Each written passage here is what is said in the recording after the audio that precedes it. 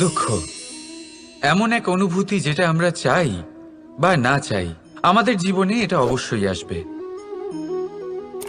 আমাদের মনকে বিব্রত করে তুলবে, আমাদের মনকে বিচলিত করে তুলবে।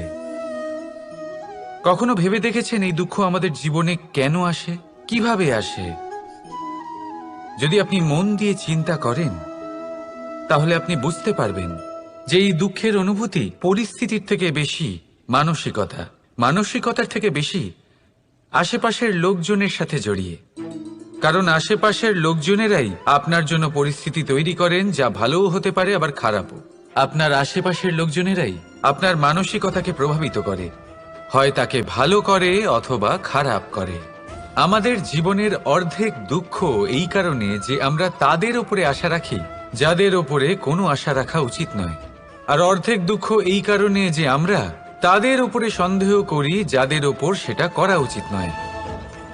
তাৎপর্য এটাই যে মানুষকে চেনার চেষ্টা করতে থাকুন। যেদিন আপনি এটা বুঝে যাবেন যে কে সুজন আর কে দুর্জন, সেই দিন এই দুঃখ আপনার জীবন থেকে দূরে কোথাও চলে যাবে। রাধা রাধা। কিছুদিন আগে আমরা কথা বলেছিলাম যে আমাদেরকে নিজেদের বিবেকের সাহায্যে সুজন আর দুর্জনকে চিনতে শিখতে হবে। কিন্তু কিভাবে চিনব? কি গুণ থাকে তাদের? সুজন কি সে যে আস্তিক হয়, যে ঈশ্বরকে বিশ্বাস করেন, যে তাকে ভয় পান? নাকি দুর্জন সে যে ঈশ্বরকে বিশ্বাস করেন না, তাকে ভয় পান না, শুধুমাত্র নিজের কাজ করে যান? আপনাকে বলে দিই, এই সুজন না তো আস্তিক হয় আর না তো নাস্তিক, তারা বাস্তবিক হয়। তাহলে আসুন আর বাস্তবিকতাকে চিনুন আর জীবনে শুধুমাত্র আনন্দ লাভ করুন। আর আমার সাথে ভালোবেসে বলুন রাধা রাধা। কখনো আপনি কোনো কুমোরকে দেখেছেন যারা মাটির পাত্র বানায়? প্রথমে সে ভিজে মাটি মাখে, তারপর তাকে গড়ে, তারপর তাকে চাকায় দিয়ে সঠিক আকার দেয়। যদি আকার ঠিক না হয় তা তক্ষুনি ঠিক করে দেয়, কারণ সে এটা জানে যে একবার এটা আগুনের তাপে দিয়ে দিলে, একবার এটা শুকিয়ে গেলে তারপরে এর আকার কখনোই বদলানো যায় না। এখানে লুকিয়ে আছে একটা শিক্ষা, সমস্ত মাতা পিতার জন্য একটা শিক্ষা। মাতা পিতাও তো এরকমই হন, তাদের নিজেদের সন্তানকে সঠিক সময় মতো শ্রেষ্ঠ শিক্ষা দেওয়া উচিত। মাতা পিতা যেন কখনো তাদের বিধাতা না হতে চান, কিন্তু প্রতিটা মুহূর্তে সবসময় চেষ্টা করুন তাদের সঠিক পথ দেখানো, কখনো কোমলতা দিয়ে, কখনো ভালোবাসা দিয়ে, আর কখনো কঠোর হয়ে। তার জীবনকে, তার ব্যক্তিত্বকে আকার দেওয়ার চেষ্টা করুন। কারণ যেমন মাটি একবার শুকিয়ে গেলে তারপর সেই পাত্রের আকার বদলানো যায় না, ঠিক সেইভাবেই আয়ুর বৃদ্ধির সাথে সন্তানের শিক্ষা কখনোই বদলানো যায় না। তা মনে রাখবেন। রাধা রাধা। নদী হোক বা সাগর হোক, নৌকা আমাদের এটা পার করতে সাহায্য করে। এই নৌকা কখনো কখনো ডুবেও যায়। এবারে এখানেই লুকিয়ে রয়েছে একটা শিক্ষা। অটল জলে এই নৌকা থাকে, তবুও ডুবে যায় না। এটা তখন ডুবে যায় যখন সেই জল নৌকায় প্রবেশ করতে থাকে। যখন জলের স্তর আস্তে আস্তে নৌকায় বেড়ে যায়, তখন নৌকা ডুবে যায়। এবার এটা আমাদের সাথেও হয়।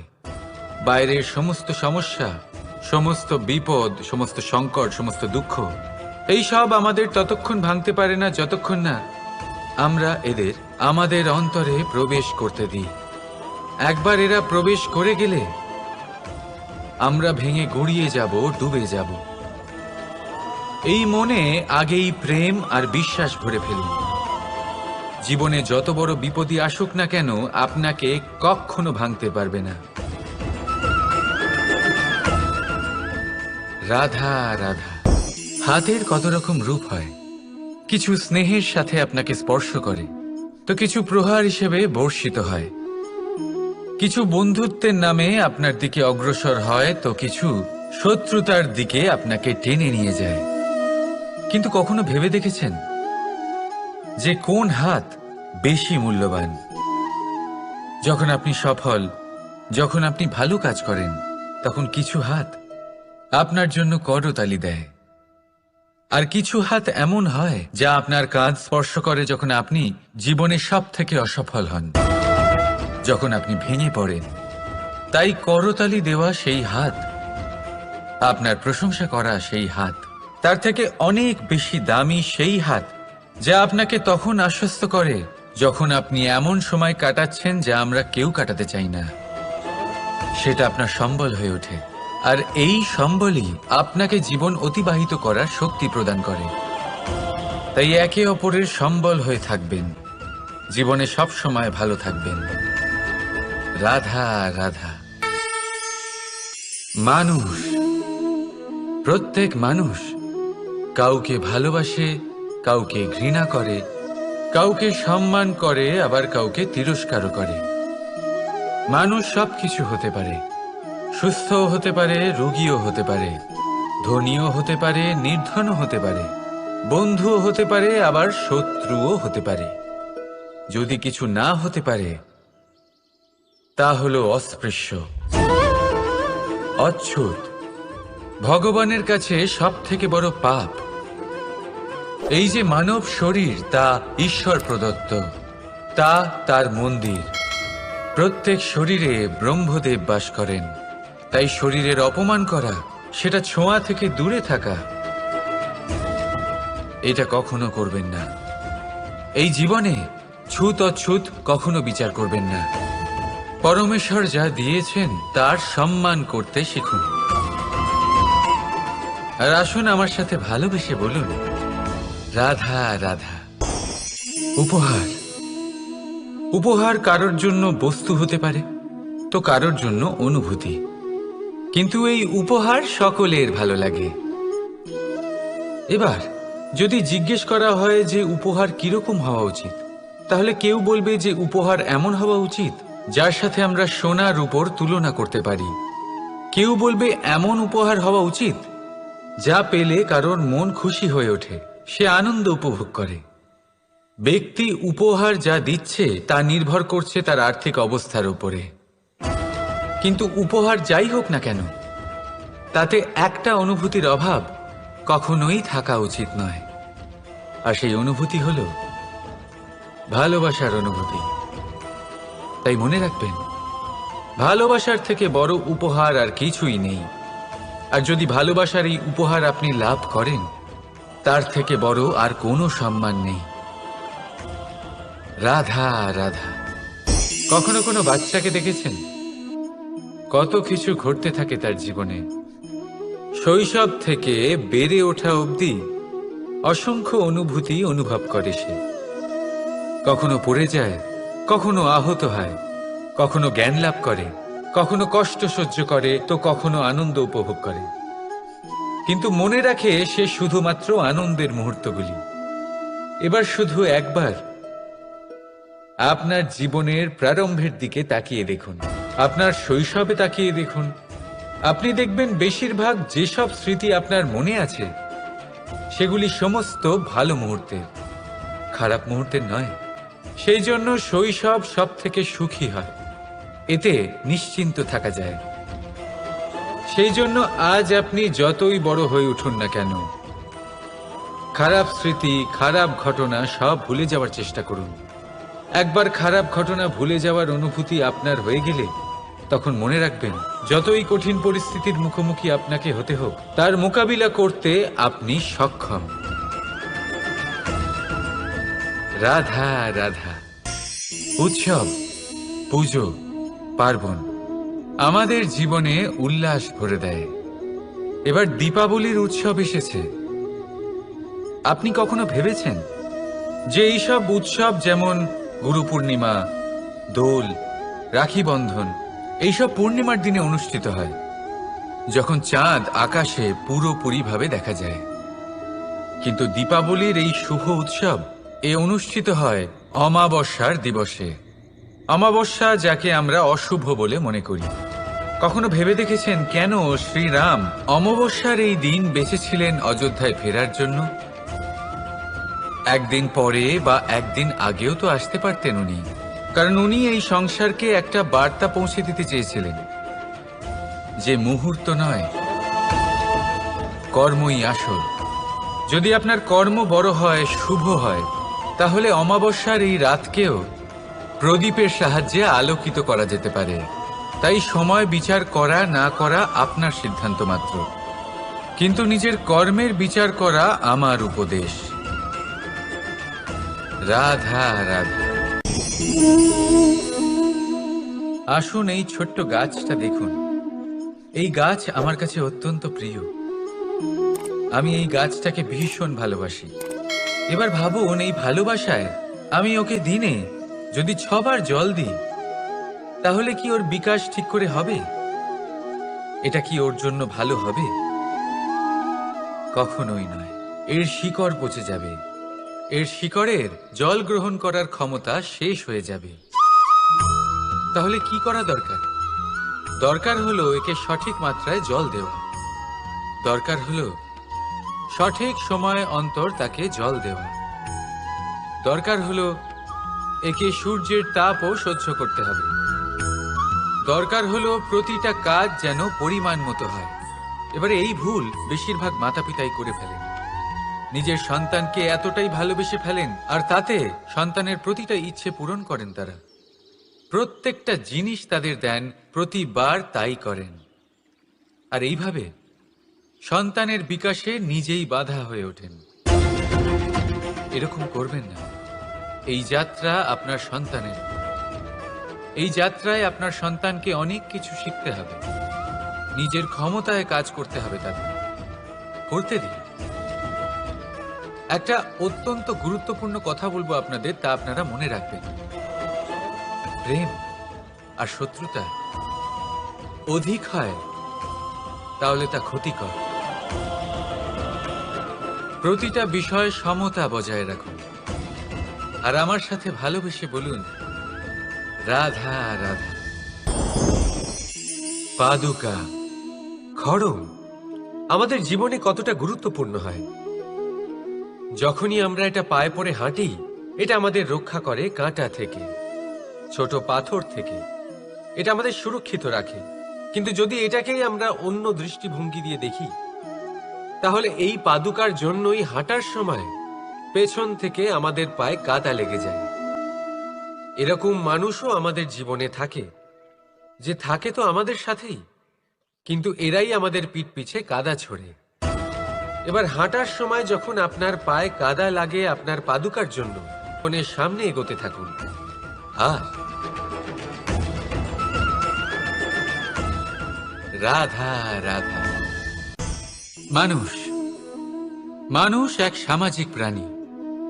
সমাজে ঘোরাফেরা করে, অন্য মানুষ খুঁজে বেড়ায়, সম্পর্ক তৈরি করে, সেটাকে গড়ে তোলে, সুখ দান করে, সুখ লাভ করে, নিজের দুঃখকে কম করে। কিন্তু একটা জিনিস সে বোঝে না, কোন ব্যক্তি আপন আর কোন ব্যক্তি পর। দেখুন, আপন সে নয় যে সুখের সময় আপনার সাথে থাকে।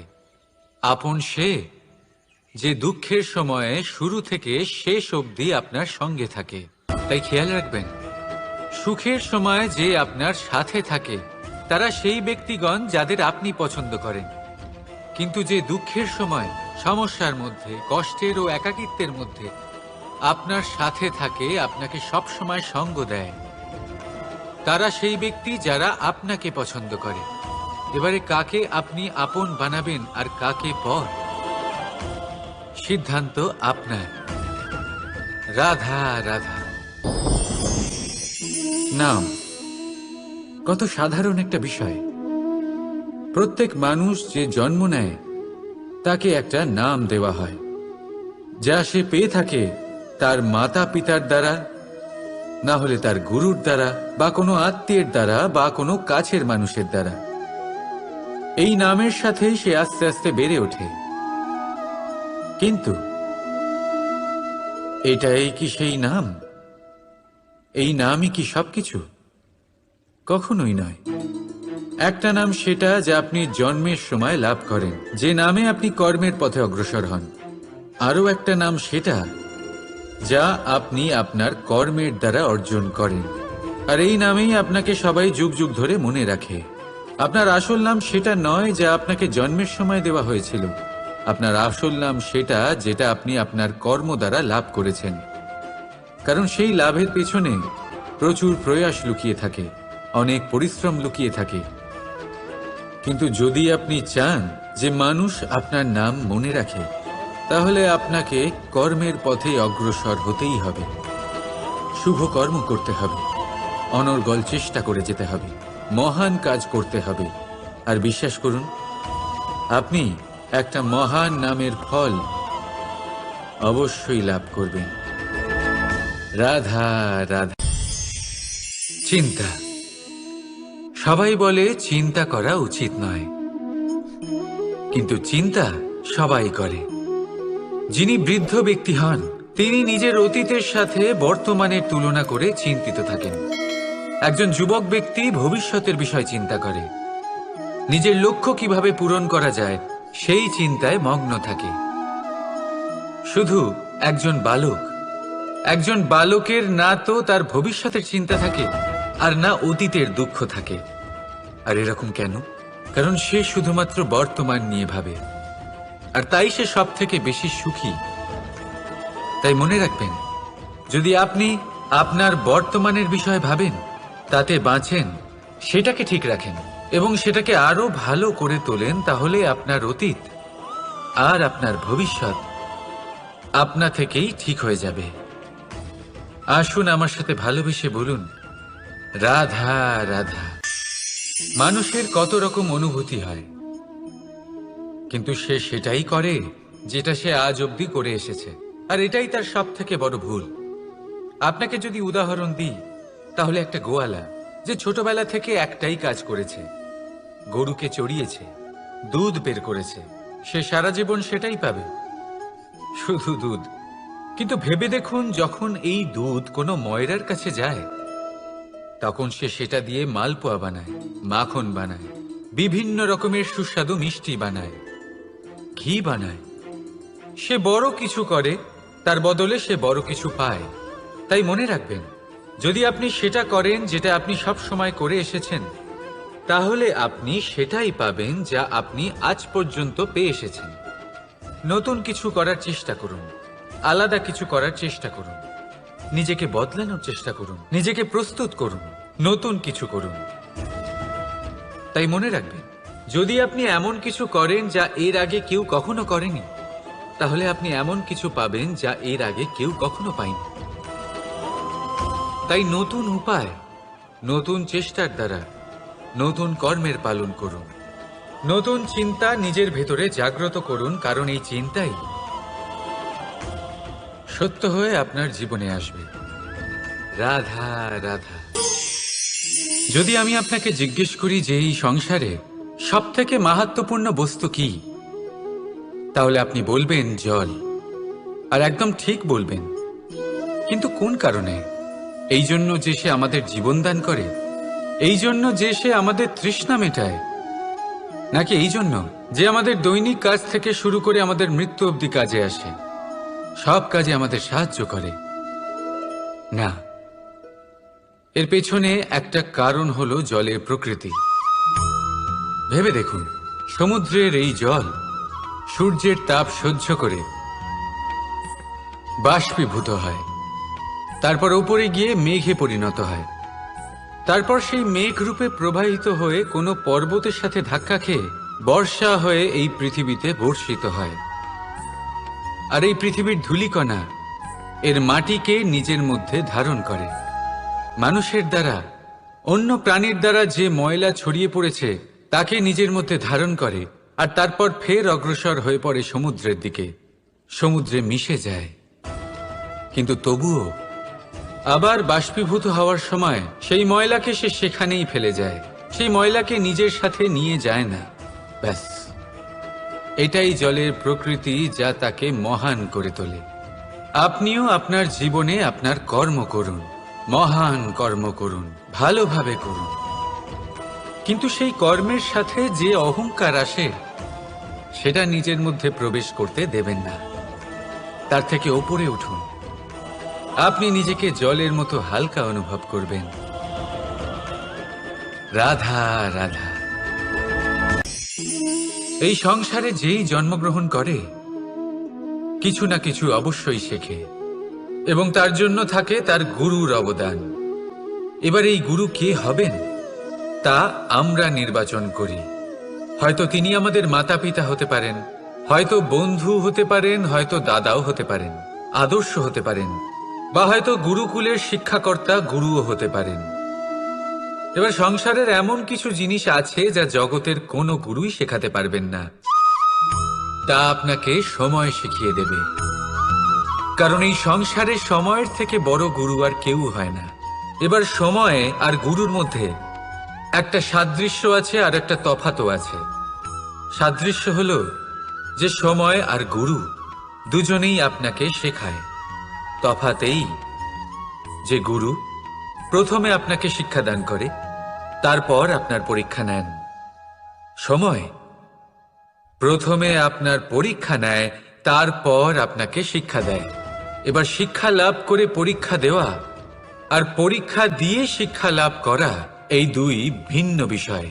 আর সব সময় মনে রাখবেন, এই সময়ের থেকে আপনি যা শিক্ষা লাভ করবেন তা সব সময় যত্ন করে আপনার কাছে রেখে দেবেন।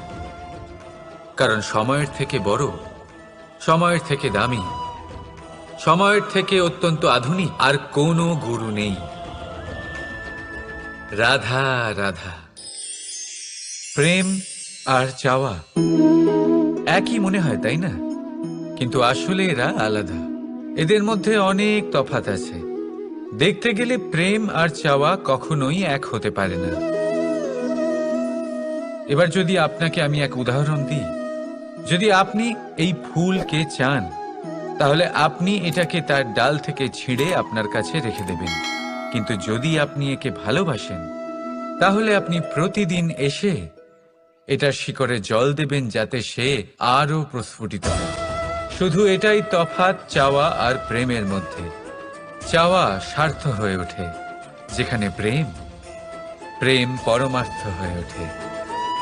তাই কাউকে না চেয়ে ভালোবাসুন, জীবন ধন্য হয়ে উঠবে। রাধা রাধা।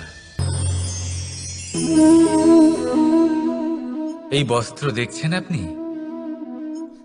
এর কারুকার্য, এর রং, এর সৌন্দর্য কতটা মনোরম, কত স্বচ্ছ, কত নিপুণ এই কারুকার্য। এবার এটাকে আমরা একটু ভেতর থেকে দেখি।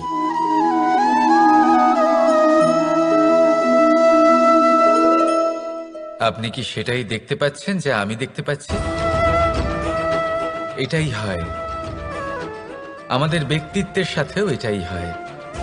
এই সমস্ত ঝামেলাগুলি মিটিয়ে নেওয়ার জন্য আমাদের সেই ঝামেলার মুখোমুখি হতেই হয়। তাই এই ঝামেলার দ্বারা কখনো ভয়ভীত হবেন না। এটাই আপনাকে একটা আনন্দময় জীবনের দিকে নিয়ে যাবে। রাধা রাধা।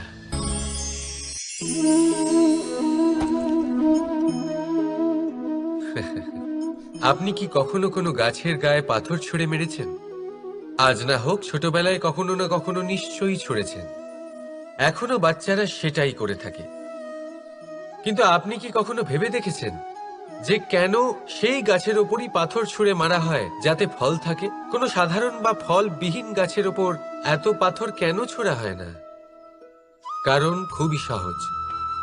আমরা ফল খেতে চাই, আর সেটা পারার জন্য আমরা পাথর ছুঁড়ে সেগুলিকে প্রাপ্ত করার চেষ্টা করি।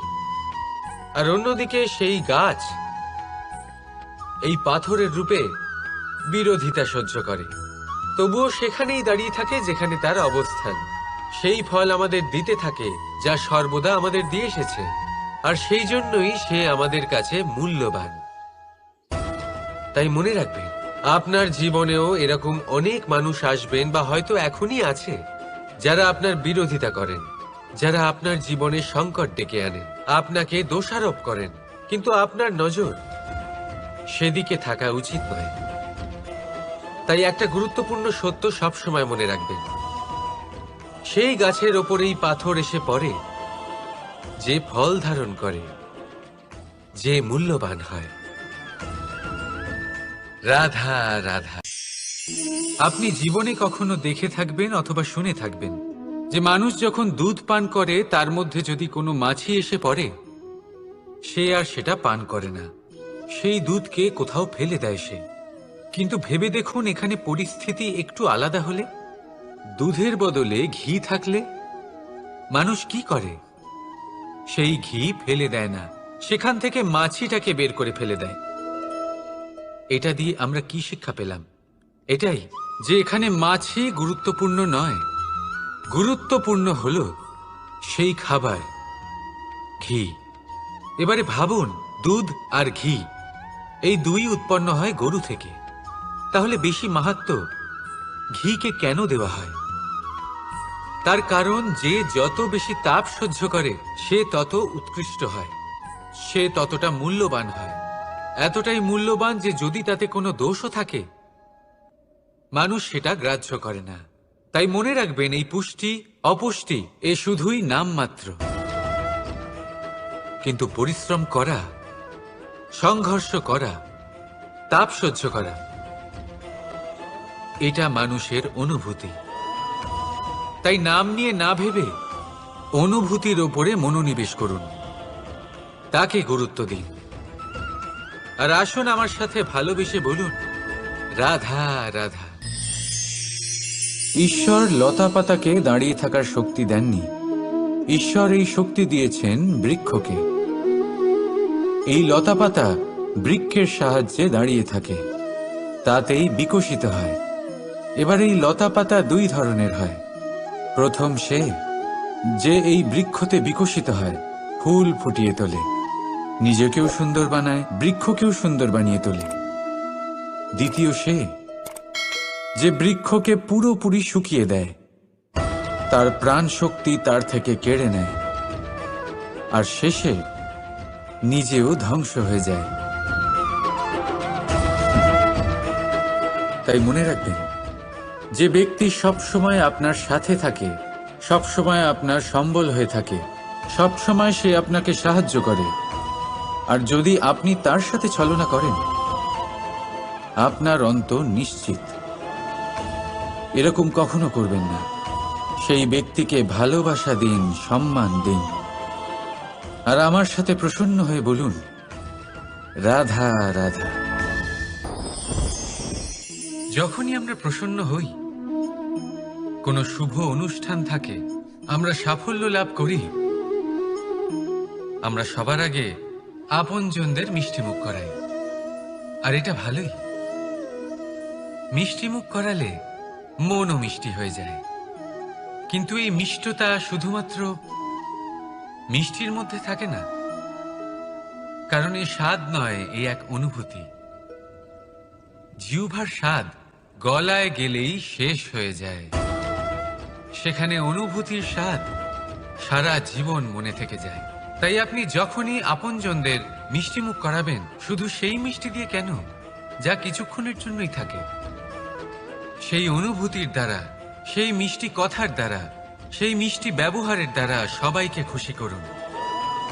মানুষ সারা জীবন মনে রাখবে, না থাকবে কোনো তিক্ততা, আর না থাকবে কোনো শত্রুতা। দেখবেন, এইভাবেই আপনি আরো একটা সুযোগ পেয়ে যাবেন মিষ্টি মুখ করার। রাধা রাধা। আপনি এটা দেখতে পাচ্ছেন? আপনি নিশ্চয়ই ভাবছেন এটা জট কি করে বাঁধলো। তার কারণ এই হলো, আমি এই সুতো ঠিক করে গুছিয়ে রাখতে পারিনি। এটা দুটো দিক একসাথে জড়িয়ে গেছে, আস্তে আস্তে পুরোটা জড়িয়ে গেল, আর তারপর দেখুন এমন একটা জট পেকে আছে যে আমি কিছুতেই বুঝতে পারছি না এটাকে খুলবো কিভাবে। তাই মনে রাখবেন, যদি কোনো লম্বা সুতোকে ঠিক করে গুছিয়ে না রাখেন, তাহলে সেটা জড়িয়ে যাবে।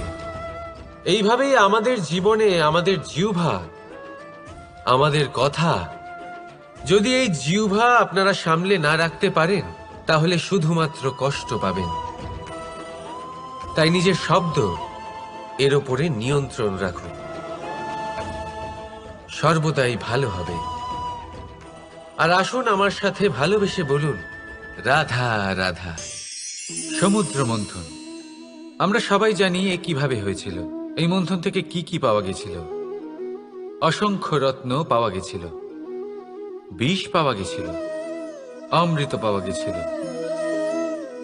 ঠিক সেইভাবেই আমাদের ভেতরেও একটা বিশাল সমুদ্র রয়েছে, যাকে আমরা নাম দিয়েছি মন। যদি এই মনের মন্থন করা হয়, তাহলে এই মন থেকে বিষও বেরোতে পারে আর অমৃতও বেরোতে পারে। তাই মনে রাখবেন, আপনার যে এই জিহ্বা রয়েছে তা বিষও নির্গত করতে পারে, আবার অমৃত। খারাপ কিছুও করতে পারে, যদিও আপনার মনস্কামনা খারাপ নাও হয়। তাই সবসময় যখন আপনার মুখ থেকে শব্দ উচ্চারণ করবেন, এই মনের মন্থন করে তা করুন। আর আমার সাথে ভালোবেসে বলুন, রাধা রাধা। এই ডাল দেখুন, এই সুন্দর পুষ্প দেখুন। এই ডালের সৌন্দর্য হলো এই পুষ্প, আর এই পুষ্পের মেরুদণ্ড হলো এই ডাল। এবার কল্পনা করুন, যদি এই ডাল থেকে এই পুষ্পকে ছিঁড়ে নেওয়া হয়, তাহলে আপনি যাই করুন না কেন, পুনরায় জোড়া লাগাতে পারবেন না। এবার যদি এটা আমাদের জীবনে হয়, আমাদের মানুষের, আমরা যদি কিছু পাই তাহলে সেটা সুরক্ষিত রাখি, আর যদি সেটা হারিয়ে ফেলি তাহলে দুঃখে জর্জরিত হই। এবার ফিরে আসি প্রকৃতির কথায়। দেখা যাক প্রকৃতি আমাদের কি শেখায়। এবার যদি এই পুষ্প এই ডালটা থেকে ছিঁড়ে যায়, আর যদি এই ডাল সবল থাকে, তাহলে কিছুদিন পরেই এই ডালে আবার নতুন ফুল ফুটবে। এবার এটা আমাদের জীবনেও ঘটবে, নিশ্চয়ই ঘটবে। সেটাই প্রকৃতি। সেই জন্য জীবনে আপনি যা হারিয়েছেন সেটার বিষয় না ভেবে, যা ফেলে এসেছেন তার বিষয় না চিন্তা করে, ভবিষ্যতে যা আপনি যত্ন করে রাখতে পারবেন, সাবধানে রাখতে পারবেন, সেগুলির প্রতি একাগ্র হন। বিশ্বাস করুন, এই মনরূপী ডালের ওপর সুখের ফুল সব সময় ফুটবে। রাধা রাধা। বৃক্ষের বীজ একটা সর্ষের দানার থেকেও ছোট হয়, কিন্তু যখন এটা বড় হয় তখন একটা বটগাছের মতো বৃহৎ আর মহান হয়ে ওঠে। গঙ্গা নদী, এর প্রারম্ভ হয় একটা ছোট্ট আর সরু স্রোত দিয়ে, তারপর সেটা বড় ধারায় বদলে যায়, তারপর সেটা নদীতে বদলে যায়, আর তারপর মহানদীতে পরিবর্তিত হয়। আপনি কি বুঝতে পারছেন যা আমি আপনাকে বোঝানোর চেষ্টা করে চলেছি? আমি আপনাকে বোঝাতে চাইছি যে প্রারম্ভ করার জন্য মহান হওয়ার কোনো প্রয়োজন নেই, কিন্তু হ্যাঁ, মহান হওয়ার জন্য প্রারম্ভ করা অত্যন্ত প্রয়োজনীয়। তাই শুরু করুন। আপনার ক্ষুদ্র এই প্রারম্ভ আপনার জন্য বৃহৎ হয়ে উঠতে পারে। শুরু করেই দেখুন না, আপনার গন্তব্য আপনার জন্য অপেক্ষা করে আছে। রাধা রাধা। মানুষ কতটা শক্তিশালী হয়, তার কতটা সামর্থ্য রয়েছে, সে কতটা প্রতিভাশালী হয়, এটা হয়তো বলার কোনো দরকারই নেই। আজকের দিনে সবাই জানে যে মানুষ কি না করতে পারে। মানুষ চাইলে সব কিছু করতে পারে। মানুষ যদি চায়, মাছের মতো জলে সাঁতার কাটতে পারে। মানুষ যদি চায়, হিমালয়ের মাথা নত করতে পারে। মানুষ যদি চায়, সমুদ্র থেকে মুক্ত সংগ্রহ করতে পারে। মানুষ যদি চায়, তাহলে আকাশের পাখির মতো বিচরণ করতে পারে। মানুষ চাইলে সব কিছু পেতে পারে সে। জ্ঞান, সম্পত্তি, পরিবার, সাফল্য, সবকিছু। যদি কিছু থাকে যেটা সে গ্রহণ করতে চায় না, সেটা হলো তার দোষ, তার ভুল। মানুষ এসব কখনো গ্রহণ করতে চায় না, কিন্তু যেদিন মানুষ তার দোষ বুঝতে পারবে, নিজের ভুল বুঝতে পারবে, সেটা স্বীকার করতে পারবে, আর সেটা ঠিক করার পথে অগ্রসর হবে, তাতে সে সফলও হবে, সেদিন সে প্রকৃত রূপে মানুষ বলে গণ্য হবে। সেদিন সে মুক্তি লাভ করবে। ভুল সবাই করে, দোষ সকলের মধ্যে থাকে। সেটা গ্রহণ করুন, তা সংশোধন করার চেষ্টা করুন। জীবনে এগিয়ে যেতে পারবেন। আর আমার সাথে ভালোবেসে বলুন, রাধা রাধা। ধন আর মানুষের মনের মধ্যে একটা সম্পর্ক রয়েছে। সেই একই সম্পর্ক রয়েছে সুযোগ আর প্রয়াসের মধ্যে। মানুষ বলে, যদি আমি একটু ধন লাভ করি তাহলে আমি কিছু করতে পারি। ধন বলে, যদি তুই কিছু করিস তবে তোর কাছে আমি আসব। মানুষ বলে, আমি কোনো সুযোগ পেলে তবেই তো চেষ্টা করব। আর সুযোগ বলে, তুই প্রয়াস কর তবেই তো আমি দেখা দেব। সবসময় জীবনে সেই কামনা করবেন না যা আপনি অন্য কারোর থেকে বা এই সংসারের থেকে নিয়তির সাহায্যে পেতে পারেন। মনোসংযোগ করুন নিজের কর্মের ওপর। মনোসংযোগ করুন তার ওপর যা আপনার হাতে আছে। অনবরত চেষ্টা করুন, না কোনো আশা করে, না কোনো আকাঙ্ক্ষা নিয়ে। আর তারপর এই জীবনকে দেখুন, সে সফলতা হোক বা সুখ, সে ধন হোক বা হোক সুযোগ, সব নিজে থেকেই আপনার কাছে আসবে।